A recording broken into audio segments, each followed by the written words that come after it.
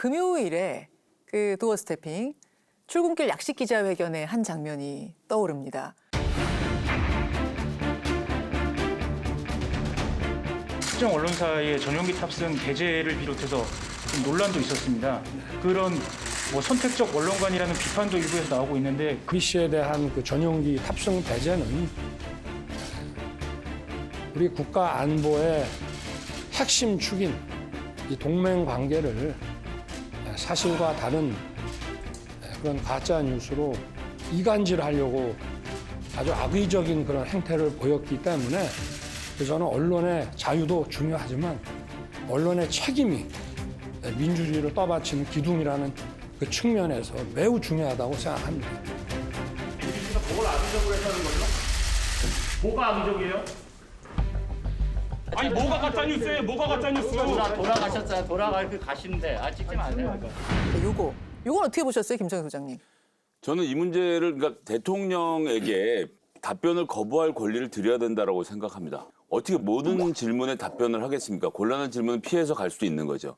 그래서 대통령이 그 질문을 듣고 돌아선 행위에 대해서는 비판하고 싶지 않습니다. 근데 문제는 그 다음에 벌어졌죠. 뒤통수에 대고 질문을 한 것을 가지고 갑자기 홍보비서관이 나와서 그걸 제지하지 않습니까? 뭐가 악의적입니까? 여기 하니까 이제 그거 하지 말라고. 거기에 대해서 하지 말라고 말하고 굉장히 설전 요구가면서 반말까지 요구하는 장면을 보면서 이렇게 한다는 자체는 질문을 막는 것이거든요. 권력을 견제하는 기관으로서의 언론을 보장하지 않으면 그 권력이 썩게 돼 있습니다. 저는 정말 위험한 상황이라고 생각해요. 언론 탄압이라고 보세요?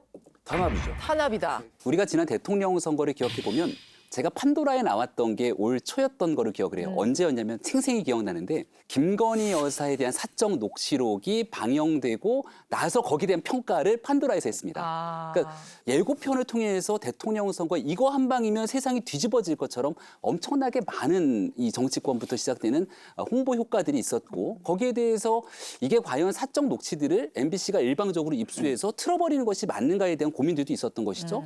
MBC가 과하게 정치에 개입한 거 아니야? 라고 하는 평가가 분명히 있었습니다. 그 전으로 돌아가게 되면 과거 이제 고발 사주라고 기억하실 건데 그때는 누가 고발을 사주했는가라는 프로그램을 만들어요, MBC가.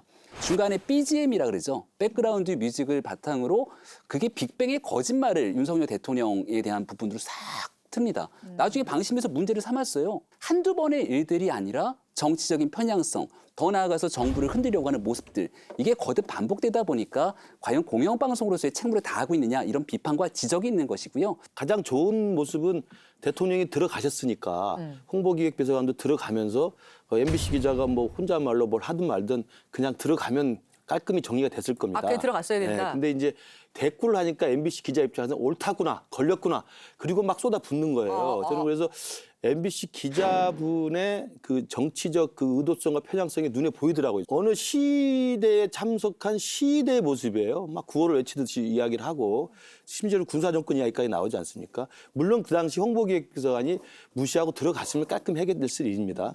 MBC가 찍어서 보도했고 그 많은 언론이 보도했던 그것이 사실이 아니란 말인가라고 하는 것에 대해서 국민은 기본적으로 의구심을 가지고 있는데 됐어. 그건 진상규명 해봐야 돼. 사실이 아니고. 그런데 왜 그렇게 했어? 라고 하는 이런 어떤 태도. 이것이 바뀌지 않는 한 근본적으로 아무리 도어 스태핑의 제도를 개선하고 뭐를 바꾼다 하더라도 이 논란은 끝나지 않을 겁니다. 자, 지금 금도에 대한 이야기 하다가 대통령실 이야기 다 하게 됐는데 지금 너무 많이 했어요. 너무 지금으로 다른 데로 너무 많이 너무 많이 나갔네요. 끌려 들어가갖고.